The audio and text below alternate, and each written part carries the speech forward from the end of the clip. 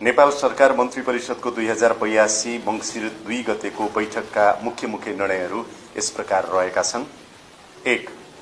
प्रदेश तथा स्थानीय शासन सहयोग कार्यक्रमका लागि नर्वे सरकारबाट प्राप्त हुने करिब 5 मिलियन अमेरिकी डलर र स्विजरल्याण्ड सरकारबाट प्राप्त हुने करिब 2.1 मिलियन अमेरिकी डलर थप अनुदान सहायता स्वीकार गर्ने निर्णय भएको छ। 2.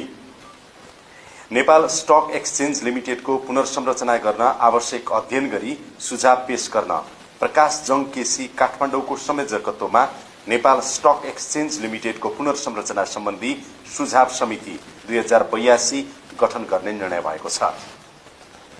3. नेपाल विशेष सेवा ऐन 2042 लाई संशोधन गर्न बनेको अध्यादेश जारी गर्न सम्माननीय राष्ट्रपति समक्ष सिफारिश गर्ने निर्णय भएको छ। 4.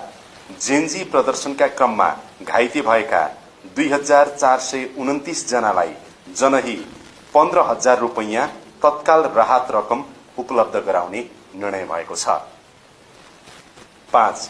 माथिल्लो मुस्ताङ क्षेत्रमा विदेशी नागरिकको लागि पदयात्रा अनुमति दस्तुर प्रति व्यक्ति प्रतिदिन 50 अमेरिकी डलर वा सो बराबरको विदेशी मुद्रा कायम हुने गरी अध्यागमन नियमावली 2051 को अनुसूची 12 मा हेरफेर गर्ने निर्णय भएको छ। 6. शहीद धर्मभक्त मानव अंग प्रत्यारोपण केन्द्रको कार्यकारी निर्देशक पदमा डाक्टर कल्पना कुमारी श्रेष्ठ नवलपरासीलाई तोक्ने निर्णय भएको छ। अन्य बाँकी निर्णयहरू यहाँहरूलाई संचार मन्त्रालयको नियमित प्रेस ब्रिफिङमा हामी उपलब्ध गराउनेछौं।